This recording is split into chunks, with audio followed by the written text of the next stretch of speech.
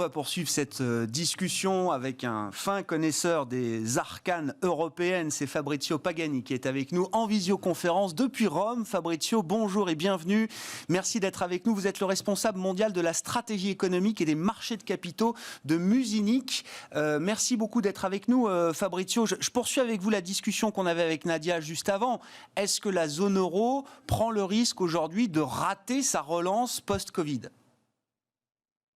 Bonjour et merci pour l'invitation. Alors moi, je dirais que la chose la plus importante en ce moment, c'est la campagne des vaccinations. Ça, c'est la chose dans laquelle il y a vraiment les gaps entre l'Europe et les États-Unis. Et il faut se focaliser sur ça. Parce que si on arrive à faire ainsi d'avoir les mêmes taux de vaccination en Europe qu'on a aux États-Unis, on peut rouvrir les économies européennes, surtout sur les continents, et on pourra avoir des taux de croissance similaires à ceux des États-Unis. Ça, c'est la chose la plus importante. Après, on peut discuter, il y a tout un débat si les stimulus européens à la même envergure, la même taille, la même efficacité de ce qu'est en train de faire Biden. Mais la chose principale en ces moments, c'est la vaccination. Vous dites effectivement, il ne faut pas aller trop vite en besogne. Accélérons déjà la campagne de vaccination. On discutera des efforts de relance ensuite. Pourtant, on voit quand même déjà des voix politiques qui commencent à préparer un peu le terrain. Bruno Le Maire hier, je ne sais pas ce qu'en dit un Mario Draghi en Italie, mais on connaît Mario Draghi quand il était à la BCE. On imagine bien qu'il est prêt lui aussi à soutenir des efforts budgétaires plus important, que ce soit sur le plan national, mais sur le plan européen également, Fabrizio. Mais vous voyez, je pense que sur les plans économiques, il y a effectivement un décalage entre les Europes et les États-Unis. En Europe, on est encore sur des mesures d'émergence.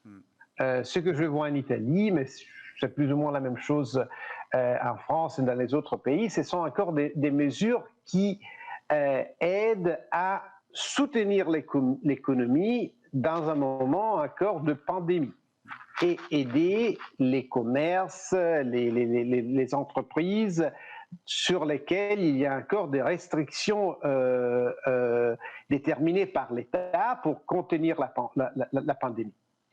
Pour le moment, c'est ça. À un certain moment, on pourra prendre des mesures de relance, mais quand on peut réouvrir, on peut pas relancer s'il n'y a pas l'ouverture complète de l'économie. C'est pour ça que la campagne des vaccinations, c'est primordial pour les relances de l'économie. Ouais. Aux États-Unis, au contraire, vous savez, vous avez bien vu que la réouverture est en course. Il y a une donnée pour tous. Chaque jour aux États-Unis, il y a plus d'1 million de personnes qui utilisent les services aériens. On n'est pas à ce niveau en Europe, hein, pas du tout. Oui, effectivement, des tempos différents. Le tempo sanitaire, enfin le calendrier sanitaire reste la priorité aujourd'hui en zone euro. Sur le plan italien, Fabrizio, alors, que vous connaissez évidemment très bien, comment est-ce que vous jugez les premières semaines d'action de Mario Draghi ?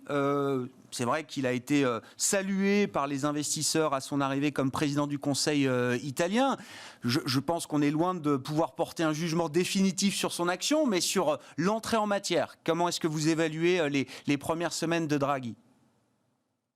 Monsieur Draghi a un crédit énorme vis-à-vis des investisseurs, vis-à-vis les opérateurs économiques, les marchés. Je pense que dans ces peu semaines, ça fait 5 semaines, 6 semaines qu'il est au gouvernement, il est en train de se concentrer sur 2 choses. La première chose, c'est la campagne des vaccinations, dans laquelle l'Italie reste encore plutôt en arrière, et surtout dans laquelle les différences entre les régions, la responsabilité régionale, et ça n'a pas aidé à avoir des campagnes efficaces. Et alors, il y a un rôle de coordination du gouvernement qui est important. Et le deuxième élément sur lequel est en train de se concentrer les gouvernements est la préparation du plan national pour le Recovery Fund. L'Italie n'a pas encore présenté à Bruxelles son plan national. Il y a jusqu'à la fin du mois d'avril pour le faire, et ça, c'est vraiment les tests principaux sur la capacité, la volonté et la capacité des réformes du gouvernement italien. Est-ce que c'est un Mario Draghi technocratique qui est aujourd'hui à la tête de l'Italie, ou est-ce que c'est un Mario Draghi politique, notamment sur la partie relance, comme vous dites, Fabrizio? Est-ce que vous sentez que Mario Draghi est prêt à, orienter des choix politiques forts pour l'Italie, aller jusqu'à mettre en place des réformes structurelles qu'il prônait, lui, quand il était président de la Banque Centrale Européenne, ou est-ce que c'est un travail différent qui devra être fait par un autre gouvernement en Italie? Moi, je pense que quand on est chef d'un gouvernement, on est toujours des hommes politiques, des hommes d'État.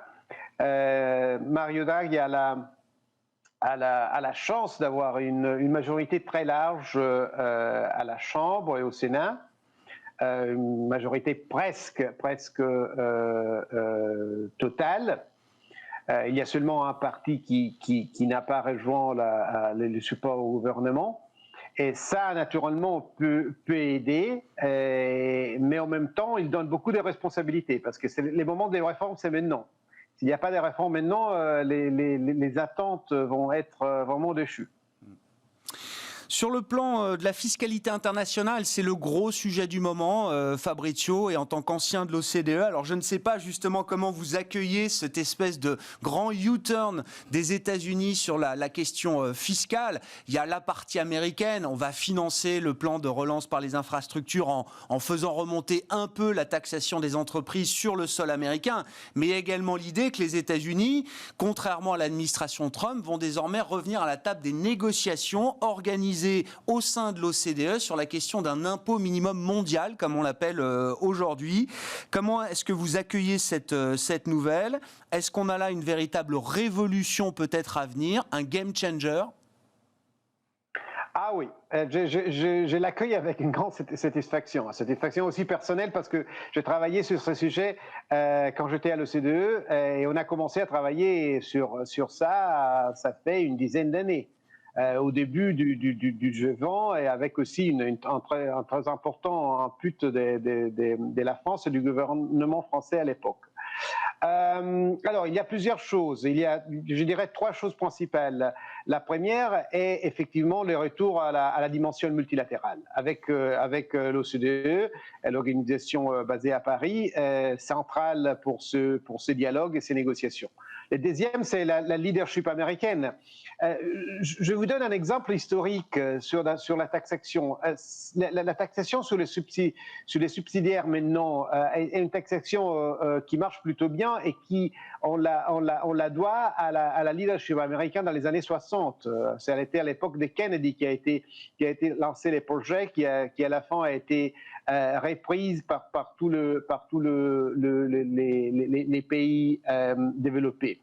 Alors, on s'attend à quelque chose de pareil. Le troisième aspect, ce sont les aspects techniques, si vous voulez. Il y a deux piliers sur lesquels il faut travailler. Il y a un pilier qui concerne la taxation des GAFA, du digital, et le deuxième pilier qui concerne la taxation des multinationales.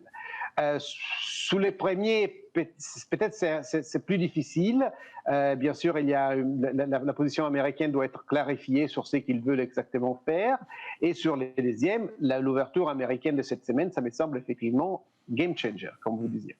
Quels peuvent être les termes de la négociation au regard des travaux qui ont déjà été engagés et avancés au sein de l'OCDE? Mais c'est vrai que maintenant que les États-Unis arrivent à la table de négociation, on se dit que peut-être on peut repartir sur, peut-être pas une page blanche, mais en tout cas les termes de la négociation peuvent évoluer. De quoi va-t-on parler? Est-ce qu'il s'agit de taxer le chiffre d'affaires des multinationales dans chacun des pays où elles réalisent 1 euro ou 1 dollar de chiffre d'affaires? Est-ce que c'est là-dessus que les réflexions vont s'engager? Est-ce qu'on reste dans l'idée qu'on va taxer les bénéfices mondiaux consolidés là où ils sont localisés par les multinationales? Et est-ce qu'on reste, vous l'avez dit d'un mot, mais on distingue toujours la taxe GAFA numérique de la taxe sur le reste des multinationales?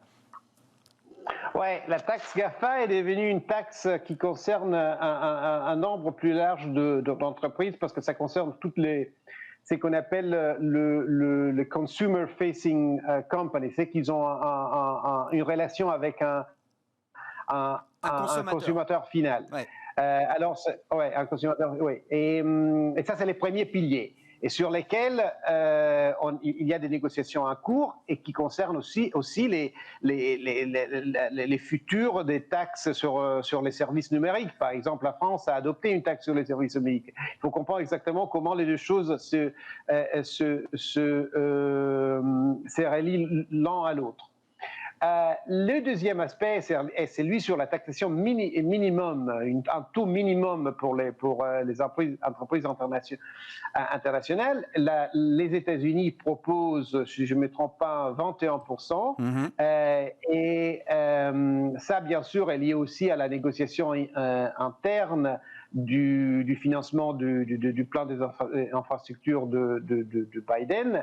Et effectivement, l'idée, ce serait que si un certain pays a une taxation moins élevée, les autres pays pourraient taxer au moins au 21% les revenus des entreprises dans leur pays. Qu'est-ce que ça change sur le long terme, Fabrizio? Alors, on va un peu vite en besogne, parce que la négociation va sans doute prendre du temps et c'est quand même une grosse machine, effectivement. Ça va prendre des années. Mais justement, si on est dans ce temps long, Fabrizio, qu'est-ce que ça change? Ça veut dire quoi? On rééquilibre le financement des systèmes sociaux des différentes nations de l'OCDE. C'est un rééquilibrage entre le financier et l'économie réelle. Qu'est-ce que ça implique sur le long terme? Moi, je pense que ça implique une taxation plus juste et équitable au niveau global. Ça implique probablement la fin des grands trous qu'on a eus dans la taxation des multinationales dans les années passées. Et ça implique la fin, ou le début de la fin de certains pratiques qui ne sont pas correctes et qui portent certaines entreprises multinationales à faire des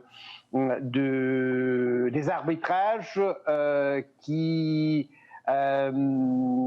n'est pas les développements je dirais, équitable de nos sociétés. Donc une plus grande justice fiscale, c'est ce que vous nous dites, Fabrizio.